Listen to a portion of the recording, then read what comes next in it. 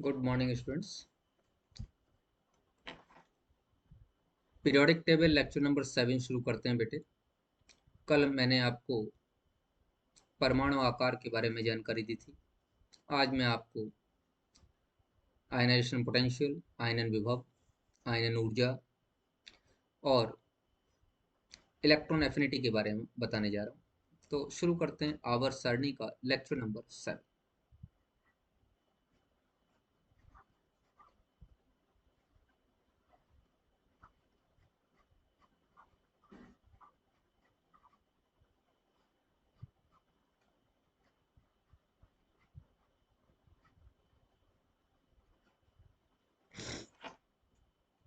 आयनन ऊर्जा,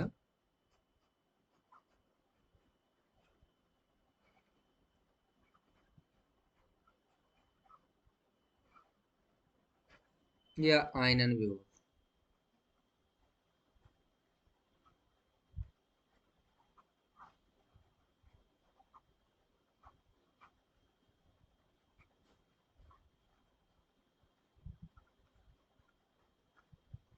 एनर्जी, या इसी को कहते हैं आयनाइजेशन पोटेंशियल। थोड़ा सा डिफरेंस है, आगे बताऊंगा आपको।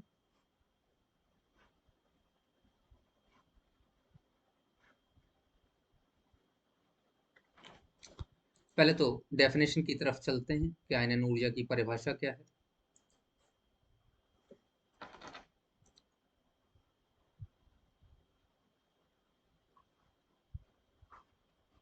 ऊर्जा की वह मात्रा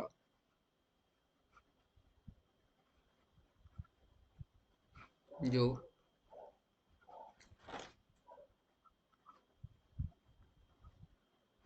किसी परमाणु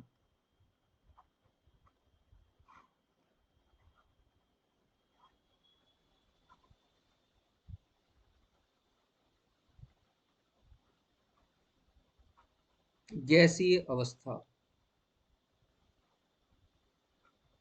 से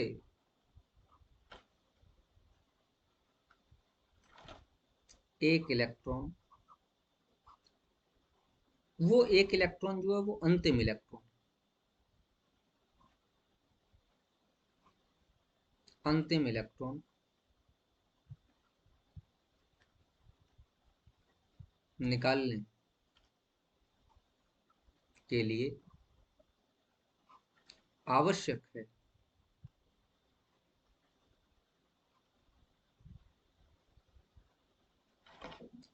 परमाणु की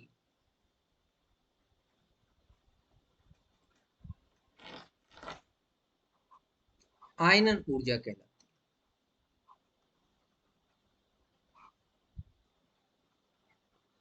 ऊर्जा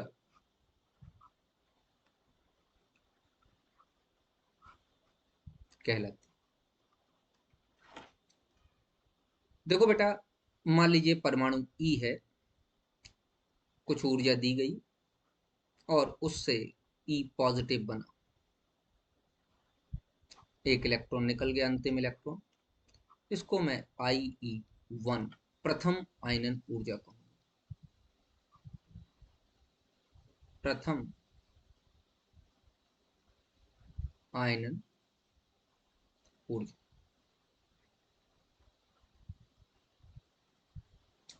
उदासीन परमाणु की गैसीय अवस्था से एक इलेक्ट्रॉन निकाल रहे हो आप, प्रथम आयनन ऊर्जा कही जाएगी। बेटे, अगर आयनन विभव की बात करें तो वो क्या चीज होती है, यहां लिख लीजिए।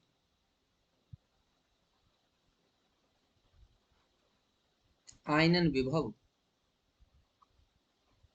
का मतलब है आयनन ऊर्जा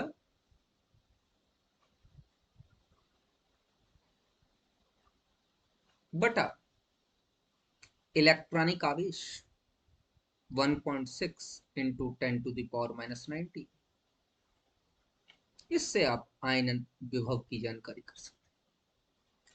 अच्छा, अगर मैं किसी परमाणु से एक इलेक्ट्रॉन निकालने के बाद दूसरा भी निकालना चाहूं तो वो द्वितीय आयनन ऊर्जा कहलाएगी। जैसे देखो,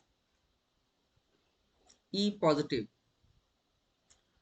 को मैंने और ऊर्जा दी और उससे मैंने E2 पॉजिटिव बनाया, एक इलेक्ट्रॉन और निकला। तो ये IE2 या द्वितीय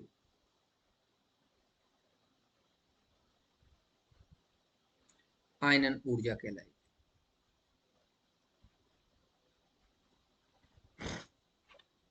तो IE1 प्रथम आयनन ऊर्जा है, IE2 द्वितीय आयनन ऊर्जा। इसी प्रकार तीसरा निकालूं तो IE3, चौथा निकालूं IE4 एंड सो, मतलब क्रमागत, सक्सेसिव, क्रमागत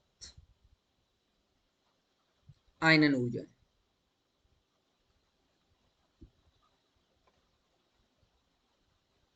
ऊर्जा बेटे, इन क्रमागत आयनन ऊर्जाओं में एक बात ध्यान रखना काफी आवश्यक है कि ये लगातार बढ़ती चली जाएगी। मतलब IE1 का मान सबसे छोटा होगा, IE2 का मान बड़ा होगा, IE3 का उससे बड़ा होगा, IE4 का उससे बड़ा होगा एंड सो ऑन।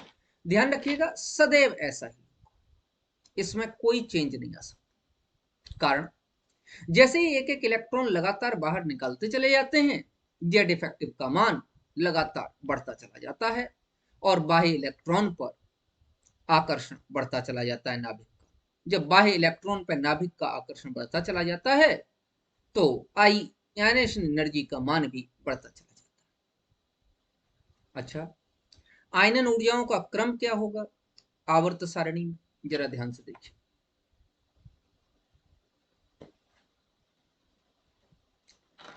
आवर्त सारणी में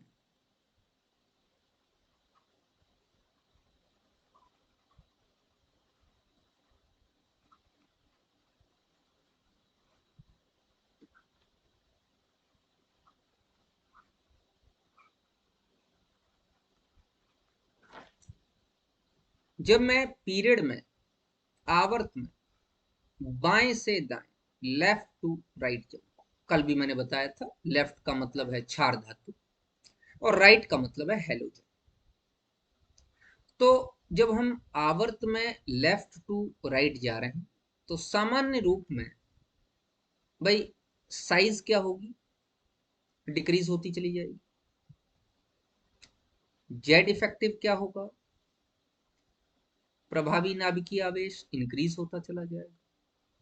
साइज घटेगी, जेड इफेक्टिव प्रभावी नाभिकीय आवेश बढ़ेगा, इसीलिए आयनन ऊर्जा का मान लगातार बढ़ता चला जाएगा। एक बात और है इसमें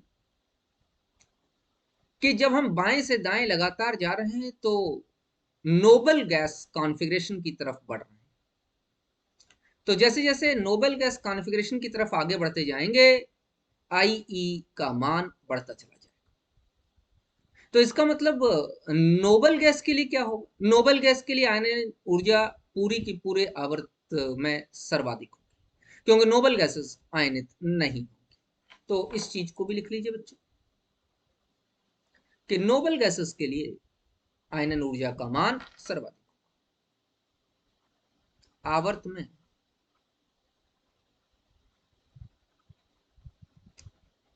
नोबल गैसेस के लिए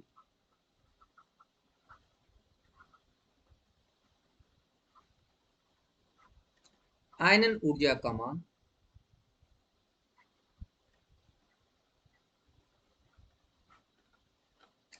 कौन सा, IE1 की बात कर, सर्वाधिक हो।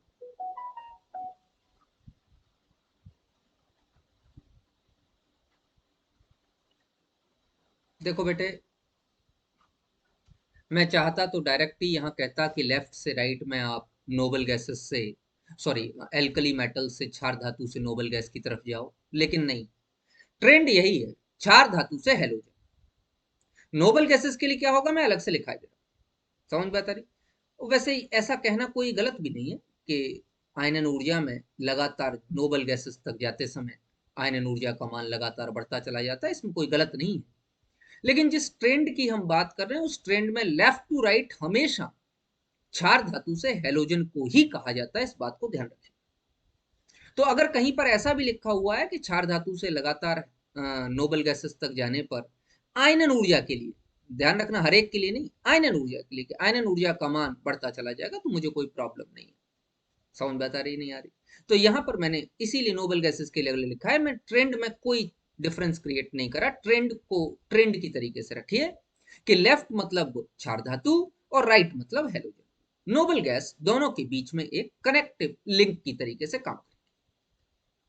चलिए भैया, क्या इसमें कहीं कोई गड़बड़ी आती है? हाँ बेटे, इसमें दो तीन जगह एक्सेप्शंस हैं, जरा ध्यान से देखेंगे और वो आपको आसानी से समझ में आ जाएंगे, क्योंकि आपने पेनिट्रेशन इफेक्ट, इलेक्ट्रॉनिक कॉन्फ़िगरेशन की स्टेबिलिटी, ये सब आप लोगों को मैंने पढ़ा दी है, तो ये आपको आसानी से समझ में आ जाएगा। देखिए, मैं सेकंड ए की बात करूं, मतलब second group of the periodic table, और थर्ड ए की बात करूं मतलब 13th group of the periodic table. Second A में जो है आपका BE, MG, CA, SR, BA, और इसका electronic configuration NS2। Third A में आपका boron, aluminium, gallium, indium, thallium, और इसका कॉन्फ़िगरेशन NS2 NP1। इन दोनों कॉन्फ़िगरेशन को ध्यान से देखने से हमको यह पता चल रहा है कि NS2 पहली बात तो पूर्ण पूरित कक्षक है, पूर्ण पूरित है, और दूसरी बात ये कि भेदन क्षमता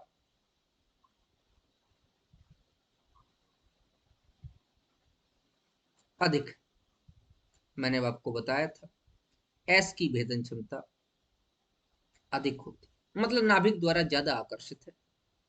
पी के केस में NP1 में पहली बात तो ये अपूर्ण कक्षक है,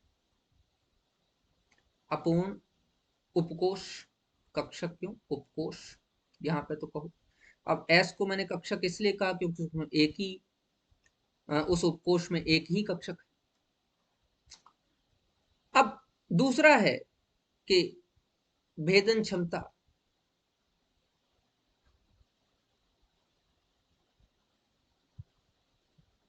कम होती, पी की भेदन क्षमता कम होती, और ये पूर्ण पूरित या अर्धपूरित अवस्था में नहीं, एक इलेक्ट्रॉन है पी में, आसानी से निकाला जा सकता। तो लेफ्ट टू राइट जाने पे वैसे तो बढ़ रहा था, लेकिन यहां नहीं होगा, ध्यान रखिएगा। तो यहां पर IE1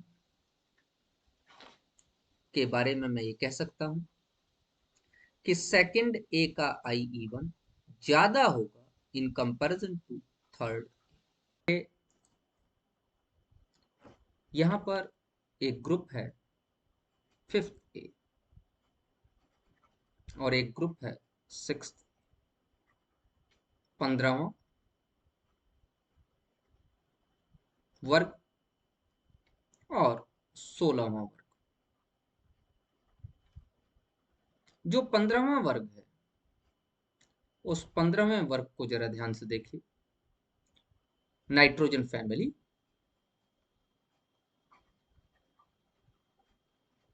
और ये ऑक्सीजन फैमिली।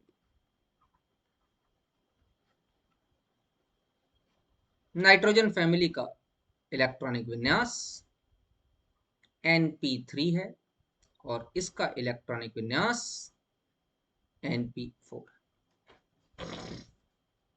NP3 अर्धपूरित, अर्धपूरित कक्षक है, और NP4 अपूर्ण कक्षक। अपूर्ण उपकोष, अपूर्ण उपकोष।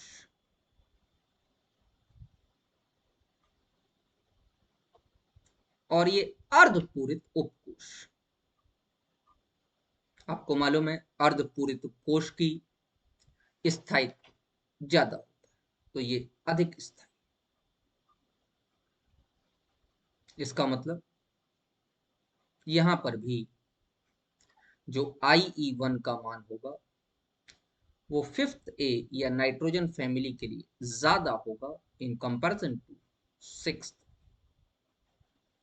तो ये दो जगह आपको जो है एक्सेप्शन मिलेगा इसमें। और नोबल गैस में तो उच्चतम होगा ही, ये तो मैंने आपको बता दिया। अच्छा, क्या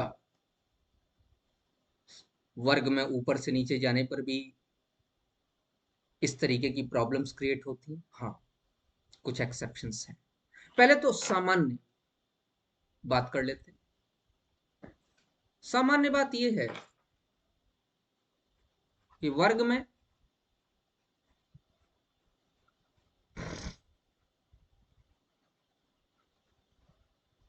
ऊपर से नीचे जाने पर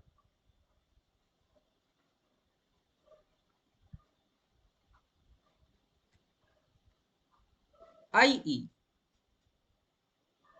का मान घटता जाता है, क्योंकि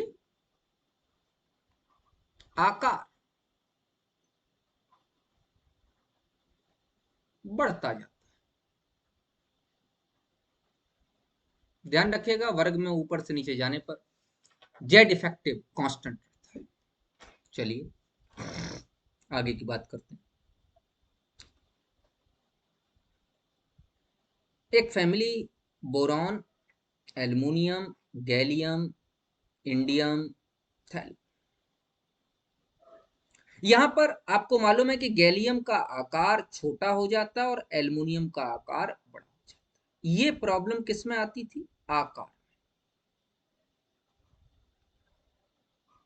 आकार में गैलियम का आकार छोटा है, एल्युमिनियम का बड़ा है। अतः IE1 गैलियम के लिए ज्यादा होती है इन कंपैरिजन टू। तो पहली समस्या तो यहां आती है। अच्छा, दूसरी समस्या क्या आती है? दूसरी समस्या मैंने आपको कहा था डी ब्लॉक एलिमेंट में, बेटा स्कैंडियम 21 से लेकर जिंक 30, जिसको 3D श्रेणी कहते हैं, यट्रियम 39, कैडमियम 48, इसको बेटा 4D श्रेणी कहते हैं। लैंथेनियम 57 और हॉफनियम 72 से लेकर मरकरी 80, इसको बेटा 5D श्रेणी कहते हैं।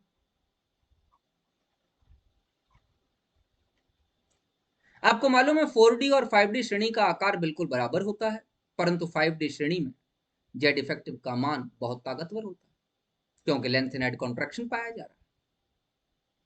तो यहां पर जब हम 3D से 4D श्रेणी की तरफ जा रहे हैं, तो 3D से 4D श्रेणी की तरफ जाने पर तो जो है, ध्यान दीजिए, जब यहां जा रहे हैं तो आकार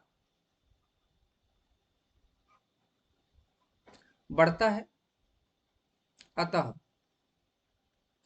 IE का मान घटता है।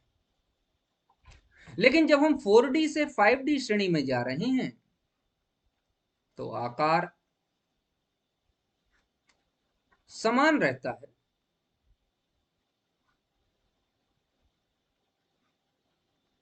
परंतु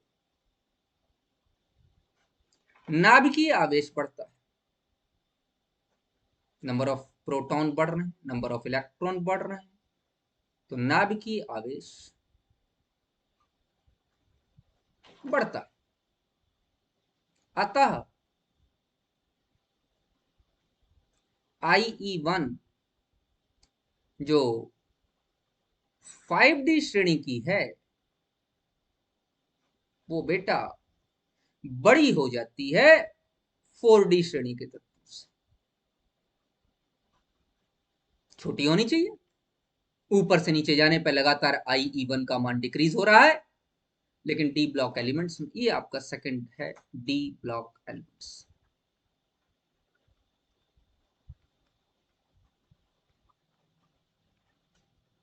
इन दो जगह पर एक्सेप्शन पाया जा रहा है आयनाइजेशन। अच्छा बेटा, आयनाइजेशन एनर्जी के आधार पर और कुछ भी कहा जा सकता है। हाँ, बड़ी इंपॉर्टेंट बातें कही जा सकती हैं। देखो,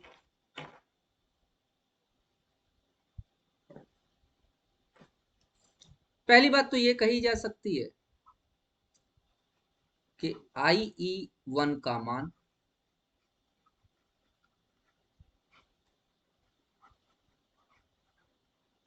जितना कम होगा, तत्व उतना ही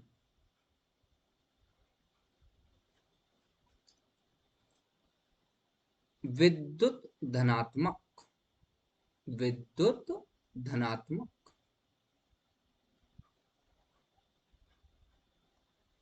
होता है। और IE1 का मान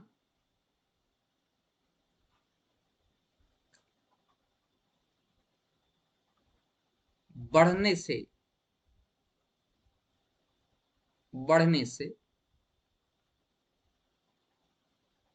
तत्व की विद्युत धनात्मक प्रवृत्ति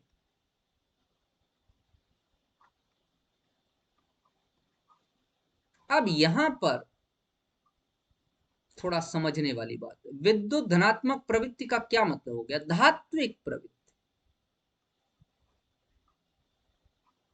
धात्विक प्रवृत्ति घटती जाती है।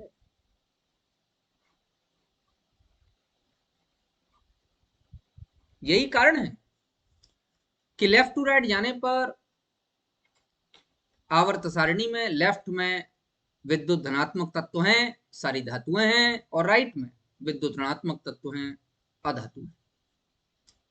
अच्छा, अप टू डाउन जाने पर भी सेम यही बात। अप टू डाउन जाने पर विद्युत धनात्मक प्रवृत्ति घटती है, वो सॉरी विद्युत धनात्मक प्रवृत्ति बढ़ती है, क्योंकि IE का मान घटता है, इसीलिए धात्विक प्रवृत्ति बढ़ती है। तो इसको इस तरीके से समझाया जा सकता है, समझिए। मैं यहां पे दो लाइन खींच रहा हूं।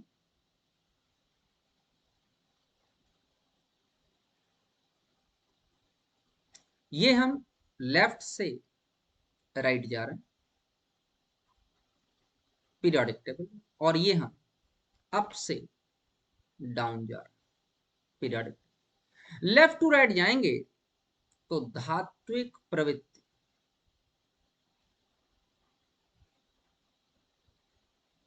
धात्विक प्रवृत्ति क्या हो जाएगी? घटती चली जाएगी। और अप टू डाउन जाएंगे तो आवर्त सारणी में धात्विक प्रवृत्ति बढ़ती चली जाएगी। इसीलिए पी ब्लॉक एलिमेंट्स में भी जो नीचे वाले तत्व हैं वो धातु हैं। नाइट्रोजन, फास्फोरस दोनों ही अधातु। आर्सेनिक उपधातु है, और एंटीमनी और बिस्मथ धातु हैं। देखो, nitrogen, phosphorus, arsenic, antimony, bismuth, ये दोनों क्या हैं? अधातु। आर्सेनिक क्या है? उपधातु।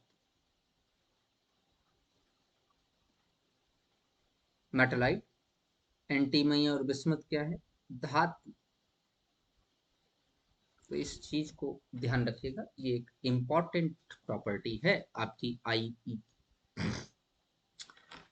आईई के अगर मान मालूम हो जाएं तो आईई के मानों के आधार पर हम ऑक्सीकरण अवस्था की स्थायित्व ज्ञात कर सकते हैं। ये भी इंपॉर्टेंट प्रॉपर्टी है।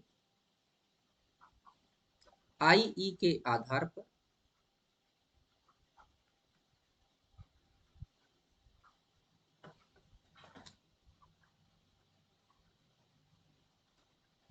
ऑक्सीकरण अवस्था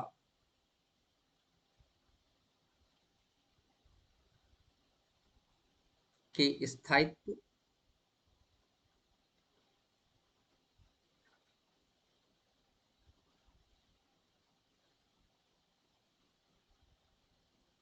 की जानकारी प्राप्त हो जाती है।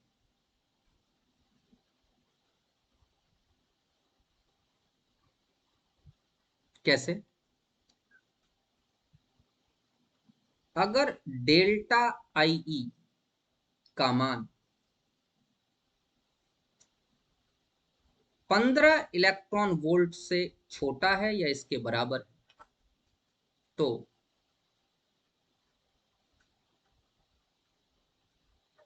निम्न ऑक्सीडेशन स्टेट अस्थायी।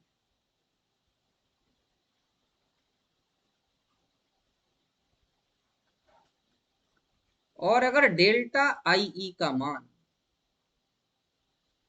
बड़ा है या बराबर है 16 इलेक्ट्रॉन वोल्ट के तो निम्न ऑक्सीकरण अवस्था स्थायी।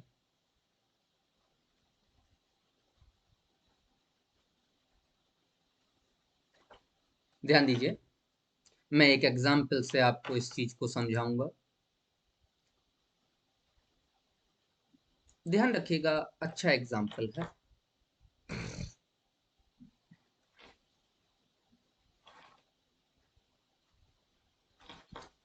अगर मैं एल्युमिनियम की बात करूं तो पहले एल्युमिनियम 1 पॉजिटिव बनाता है, फिर एल्युमिनियम 2 पॉजिटिव, फिर एल्युमिनियम 3 पॉजिटिव, और फिर हम बना लेते हैं एल्युमिनियम 4 पॉजिटिव।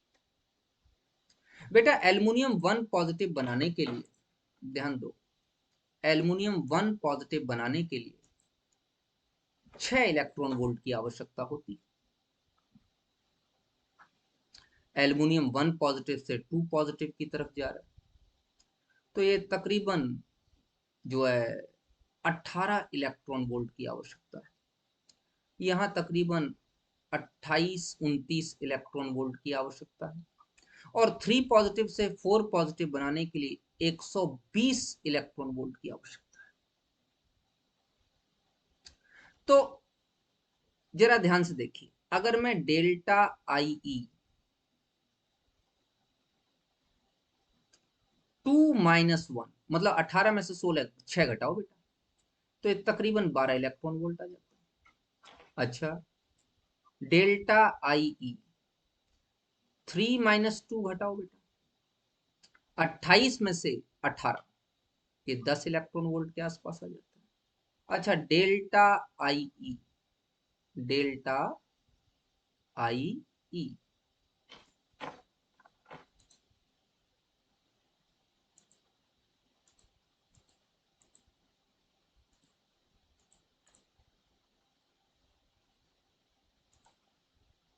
मैं यहां पर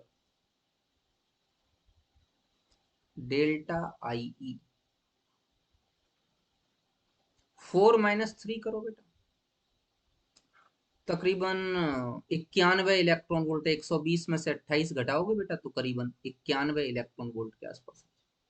अब देखो, ये 12 इलेक्ट्रॉन वोल्ट आ रहा है और ये 10 इलेक्ट्रॉन वोल्ट आ रहा है, तो न तो एल्युमिनियम +1 स्थायी है, ना एल्युमिनियम +2 स्थायी। अब एल्युमिनियम +3 और +4 के बीच में देखो, +3 और +4 के बीच में जो आयनन विभव की मान है, आयनन विभव का मान अगर देखा जाए तो आयनन विभव के मान में 91 इलेक्ट्रॉन वोल्ट का अंतर है। इसका मतलब निम्न आक्सीकरण अवस्था स्थायी, मतलब Al3 पॉजिटिव स्थायी है Al4 पॉजिटिव की अपेक्षा। यही यहां से पता चल जाता है कि एल्युमिनियम +3 की ऑक्सीडेशन स्टेट को बियर करेगा, तो Al+3 क्या हो जाएगी, स्थायी हो जाएगी। क्यों? क्योंकि उच्च आक्सीकरण अवस्था के साथ इसका अंतर 16 इलेक्ट्रॉन वोल्ट से ज्यादा है। 16 इलेक्ट्रॉन वोल्ट हो या 16 इलेक्ट्रॉन वोल्ट से ज्यादा हो तो उच्च स्थायी नहीं होती, फिर निम्न स्थायी। ये काफी इंपॉर्टेंट पॉइंट था रिगार्डिंग आई। समझ बात आ रही? ये बेटे आयनाइजेशन एनर्जी के बारे में मैंने आप लोगों को बताया। नेक्स्ट है हमारा इलेक्ट्रॉन एफिनिटी। चलिए उसकी भी बात करते हैं। इलेक्ट्रॉन बंधुता।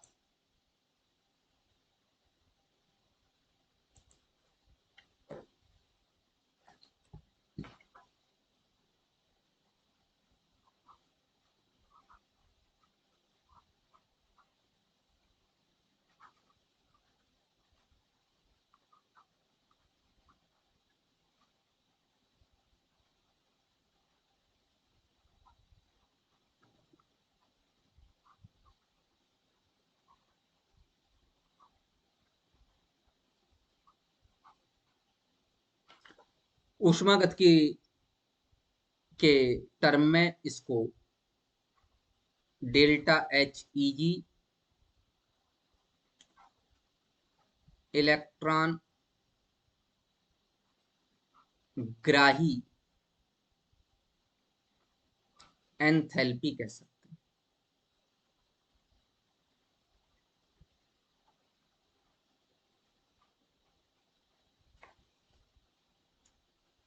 Electron gain enthalpy.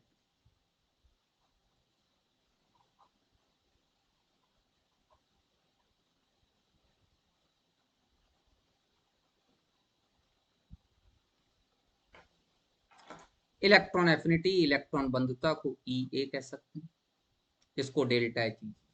बेटे दोनों के मान में अंतर होता है, ध्यान रखिएगा। डेल्टा एच ई जी निकालने के लिए हमको सीपी सीवी की वैल्यू कैलकुलेट करनी पड़ेगी, तो दोनों के मान में अंतर होता है। ऐसा नहीं है कि दोनों का मान बिल्कुल समान हो, दोनों का चिन्ह तो अपोजिट होगा ही होगा, लेकिन दोनों के मान में भी अंतर होता है। देखो मैं समझाता हूँ।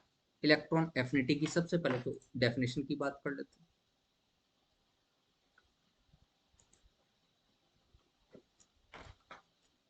किसी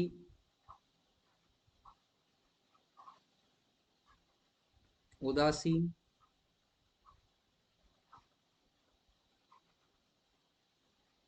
विलगित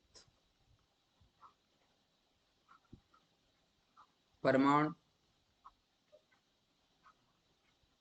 की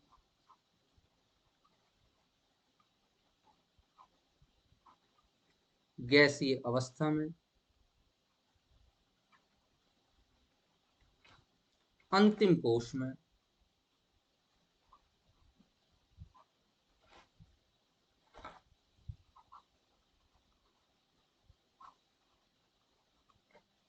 एक इलेक्ट्रॉन जोड़ने पर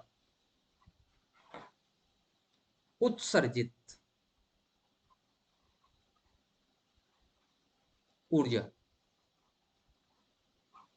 की मात्रा ही इलेक्ट्रॉन बंधुता कहलाती है।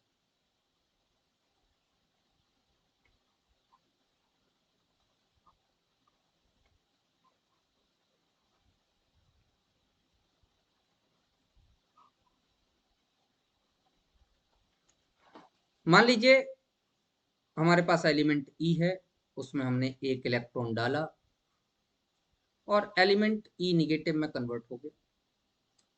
यहाँ पे कुछ मात्रा में एनर्जी निकलेगी, क्योंकि ये नोबल गैसेस इलेक्ट्रॉनिक कॉन्फ़िगरेशन की तरफ भागेगा, और इस एनर्जी को ई ए कहेंगे। ये थर्मोडायनेमिक्स में बात की जाए तो इसी को ऐसे लिखा जा सकता है E plus electron gives E negative, और यहाँ पर डेल्टा H E G1 पहला इलेक्ट्रॉन डाल रहे हो वो निगेटिव आएगी, कोई ना कोई इसका मान आएगा, वो हम कैलकुलेट करके दिखा सकते हैं। तो डेल्टा H Eg1 का Eg1 ऋणात्मक। अच्छा बेटा, अगर इसमें एक इलेक्ट्रॉन और डालें तो ध्यान दीजिएगा, यदि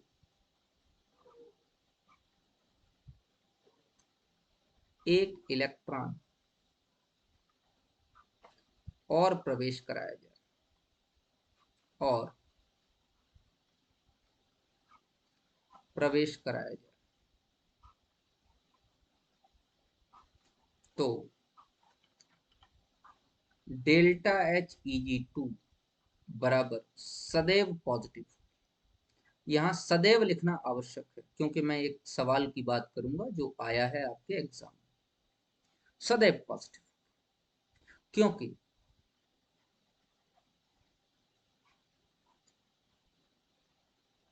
उस इलेक्ट्रॉन को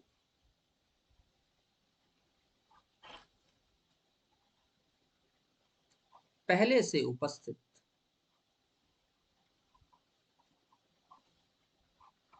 एक्स्ट्रा इलेक्ट्रॉन, क्योंकि आप निगेटिव में डाल रहे हो तो पहले से ही वहां पर एक एक्स्ट्रा इलेक्ट्रॉन उपस्थित है, उस इलेक्ट्रॉन को पहले से उपस्थित एक्स्ट्रा इलेक्ट्रॉन के प्रतिकर्षण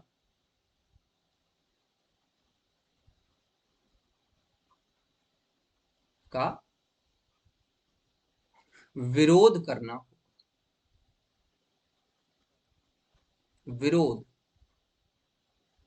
करना होगा। और अगर बेटा वो पहले से उपस्थित इलेक्ट्रॉन के प्रतिकर्षण का विरोध करेगा तो उस विरोध करने के लिए एक ऊर्जा की आवश्यकता होगी। कहने का मतलब, अगर आप एक इलेक्ट्रॉन और डाल रहे हो तो भले ही वो नोबेल गैस कॉन्फ़िगरेशन को अटेन कर ले, फिर भी विरोध तो होगा, और उस स्थिति में सेकंड इलेक्ट्रॉन डालने पर आपको डेल्टा H Eg2 पॉजिटिव ही मिलेगी, मतलब आपको ऊर्जा देनी पड़ेगी, आपको ऊर्जा प्राप्त नहीं होगी। जो नीट 2016-17 में जो सवाल आया है उसके बारे में थोड़ी सी बात करूंगा, देखिए जरा ध्यान से। सवाल यह है कि ऑक्सीजन में जब हम दूसरा इलेक्ट्रॉन डाल रहे हैं तो देखिए, ऑक्सीजन परमाणु में हमने पहला इलेक्ट्रॉन डाला और ये O निगेटिव बना। ऑक्सीजन 2 और 6 था, O निगेटिव बनते ही ऑक्सीजन 2 और 7 हो गया, और यहां पर डेल्टा H Eg1 बराबर निगेटिव है। क्वेश्चन पूछा है कि O निगेटिव में 2 7 था, आपने एक इलेक्ट्रॉन और डाला तो O2 निगेटिव हुआ, और ये 2 और 8 का नोबेल गैस विन्यास प्राप्त कर लिया, उसके बाद भी डेल्टा H Eg2 का मान पॉजिटिव होगा क्या? बिल्कुल पॉजिटिव होगा। क्यों पॉजिटिव होगा मैं ऊपर बता चुका कि भैया भले ही नोबेल गैस का विन्यास प्राप्त कर लिया, परंतु जो एक्स्ट्रा इलेक्ट्रॉन डाल रहे हो वो पहले से उपस्थित एक्स्ट्रा इलेक्ट्रॉन के प्रतिकर्षण का सामना करने के लिए उसे कुछ मात्रा में ऊर्जा देनी पड़ेगी। बच्चों, प्यारे बच्चों, ध्यान रखना, ये बड़ा इंपॉर्टेंट पॉइंट है। बच्चे कंफ्यूज करने के लिए, उसने कंफ्यूज करने के लिए पूछा है कि 2-8 तो नोबेल गैस कॉन्फ़िगरेशन है, ये तो वेलकम होना चाहिए। वेलकम होना चाहिए, लेकिन पहले से इलेक्ट्रॉन एक एक्स्ट्रा उपस्थित है तो उस इलेक्ट्रॉन को तो प्रतिकर्षण का सामना करना ही, भाई आप इलेक्ट्रॉन और डाल रहे हो तो इलेक्ट्रॉनिक प्रतिकर्षण का तो सामना करना ही पड़ेगा ना, और इलेक्ट्रॉनिक प्रतिकर्षण का सामना करने के लिए आपको ऊर्जा देनी पड़ेगी, इस बात को ध्यान रखिए। तो यहां पर ये बड़ा इंपॉर्टेंट पॉइंट है, ये मैं स्टार बनाए दे रहा हूं कि भले ही नोबेल गैस का कॉन्फ़िगरेशन अचीव हो जाए, परंतु यहां लिखे दे रहा हूं,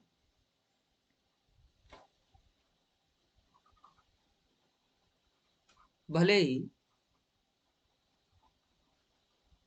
नोबेल गैस विन्यास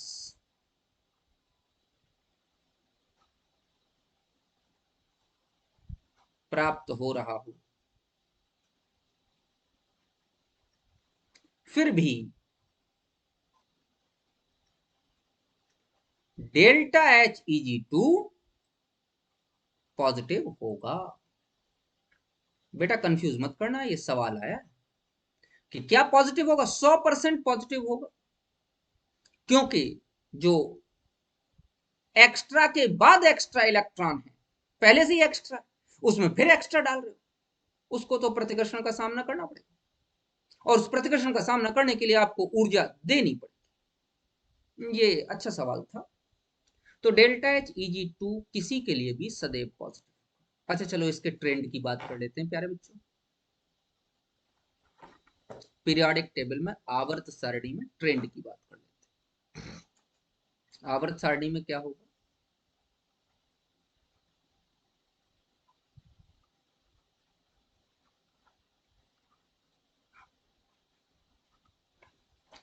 आवर्त सारणी में जब हम लेफ्ट से राइट जा रहे हैं, फिर वही हेलोजन तक जाएंगे, नोबल गैस की बात नहीं करेंगे, नोबल गैस के बारे में अलग से लिखा हूं।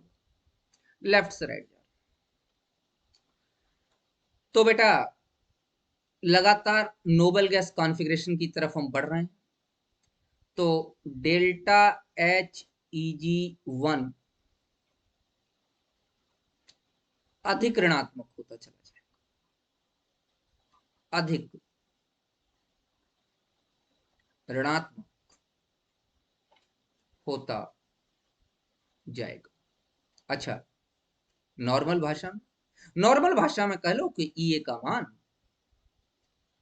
मान बढ़ता जाएगा। चलिए, इसमें कोई एक्सेप्शन? हाँ, एक्सेप्शन है, और आप आराम से समझ भी जाएंगे। अभी अभी मैंने आपको आयनाइजेशन एनर्जी में उसकी बात की है बेटा। Exception number 1, second day. Second day में NH2 का स्थायी विन्यास है, और इसके लिए डेल्टा HEG1 पॉजिटिव। ये इलेक्ट्रॉन नहीं लेगा। काय को लेगा भाई? काय को एक नया कमरा बनाएगा और उसमें एक इलेक्ट्रॉन लेगा, NP में इलेक्ट्रॉन आएगा। क्यों? क्योंकि अभी मैंने समझा है NH2 अत्यधिक स्थायी विन्यास। तो पहला एक्सेप्शन इसका है कि सेकंड ए फैमिली के लिए डेल्टा HEG1 का मान धनात्मक। अच्छा, दूसरा कोई? हाँ बेटा, फिफ्थ ए नाइट्रोजन फैमिली, इसके लिए भी NP3 का स्थायी विन्यास है। ये भी इलेक्ट्रॉन लेने की कोई प्रवृत्ति नहीं प्रदर्शित करते, और इनके लिए भी डेल्टा HEG1 2 तो सबके लिए ही पॉजिटिव होगा, इनके लिए तो 1 भी पॉजिटिव। ये इलेक्ट्रॉन लेने की कोई प्रवृत्ति प्रदर्शित नहीं करे। अच्छा, और कोई? और तीसरा, नोबल गैस। नोबल गैसेस भी इलेक्ट्रॉन लेने की प्रवृत्ति प्रदर्शित नहीं करेंगी। इनके लिए NP6 का कॉन्फ़िगरेशन आपको मालूम है, NH2 NP6 का कॉन्फ़िगरेशन है, और इनके लिए भी डेल्टा HEG1 का मान धनात्मक। ये बेटा 3 इसमें प्रॉब्लम्स हैं कि सेकेंड ए फैमिली NH2 का स्थायी विन्यास डेल्टा HEG1 धनात्मक है, इलेक्ट्रॉन लेने की प्रवृत्ति नहीं है। नाइट्रोजन फैमिली NP3 अर्धपूरित कक्षक है, और अर्धपूरित कोश, इलेक्ट्रॉन लेने की कोई प्रवृत्ति नहीं है, पॉजिटिव होगा। और नोबल गैसेस में भी इलेक्ट्रॉन लेने की प्रवृत्ति नहीं है। नाइट्रोजन फैमिली में एक बात ध्यान रखना कि नाइट्रोजन के लिए तो पॉजिटिव है, बाद बाकी सबके लिए जीरो, लेकिन सेकेंड डे फैमिली में सबके लिए पॉजिटिव। इलेक्ट्रॉन लेने की प्रवृत्ति नाइट्रोजन फैमिली में भी किसी की नहीं, लेकिन नाइट्रोजन के लिए हाईली पॉजिटिव है, ध्यान रखें। अच्छा, अप टू डाउन जाने में कोई प्रॉब्लम होगी क्या? हाँ होगी। देखिए प्यारे बच्चों, अगर मैं वर्ग में, ये तो आवर्त में था, आवर्त में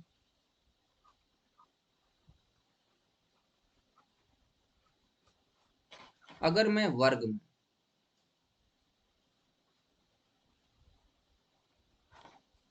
ऊपर से नीचे, ऊपर से नीचे जाने पर आकार बढ़ रहा है। डेल्टा एच Eg1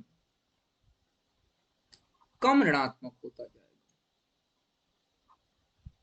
कम ऋणात्मक होता जाएगा। डेल्टा एच Eg1 कम ऋणात्मक होता जाएगा लगातार। क्यों? आकार बढ़ता चला जाएगा तो नाभिक का आकर्षण कम लगेगा, नाभिक का आकर्षण कम लगेगा तो इलेक्ट्रॉन लेने की प्रवृत्ति घटती चली जाएगी। अच्छा, ध्यान दीजिएगा, क्या इसमें कोई एक्सेप्शन है? हाँ है। पहला एक्सेप्शन, ऑक्सीजन फैमिली।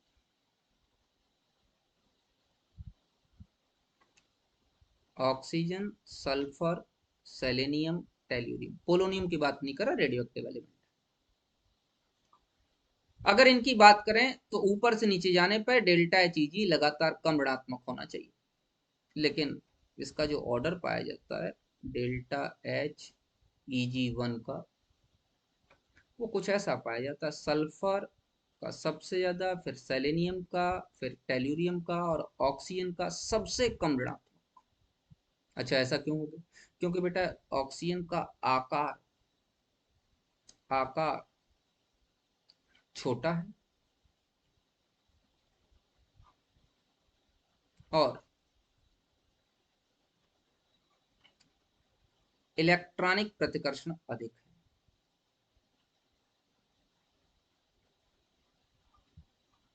इलेक्ट्रॉनिक प्रतिकर्षण अधिक है। ऑक्सीजन का काफी छोटा आकार है और अधिक इलेक्ट्रॉनिक प्रतिकर्षण के कारण डेल्टा एच Eg1 लगातार कम ऋणात्मक होता चला जाता है। ऊपर से नीचे जाने पर डेल्टा एच कम ऋणात्मक हो रहा है, लेकिन ऑक्सीजन ही गड़बड़ कर रहा है। तो ऑक्सीजन का आकार छोटा और इलेक्ट्रॉनिक प्रतिकर्षण अधिक होने के कारण इसका मान सबसे कम हो जाता है। अच्छा, और कोई? हाँ बेटा, हेलोजन फैमिली में भी एक प्रॉब्लम है।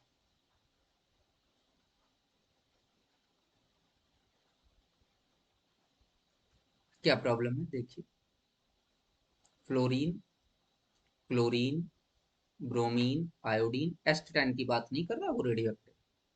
बेटा फ्लोरीन का कम हो जाता है इन कंपैरिजन टू क्लोरीन। ध्यान रखिएगा, इसमें सबसे कम नहीं होता, सिर्फ फ्लोरीन का क्लोरीन से कम होता है। तो इस केस में भी जो डेल्टा एच Eg1 का मान है वो क्लोरीन के लिए ज्यादा है, फ्लोरीन के लिए कम है, फिर ब्रोमीन और फिर आयोडीन। तो यहाँ सिर्फ थोड़ा सा ही अंतर होता है, लेकिन अंतर क्यों होता है उसका कारण यही है कि छोटा आकार और अधिक इलेक्ट्रॉनिक प्रतिकर्षण। छोटा आकार और अधिक इलेक्ट्रॉनिक प्रतिकर्षण।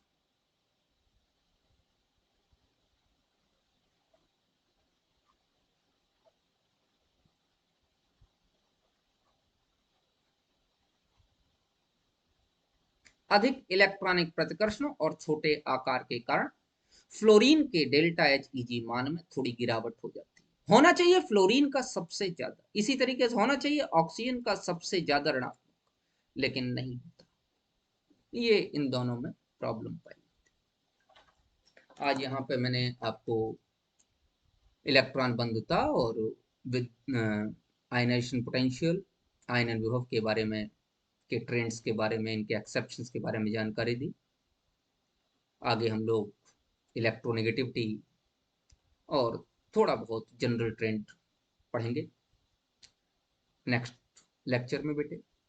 आज का लेक्चर यहीं पर स्टॉप करेंगे। तब तक आप लोग इसके क्वेश्चंस लगाइए, पढ़िए, और सबसे इम्पोर्टेंट बात है कि बेटा अपना बहुत ज़्यादा ख्याल रखिए। घर पे रहिए, बाहर मत निकलिए, मेहनत कीजिए और अपना ख्याल रखिए। मिलते हैं नेक्स्ट लेक्चर।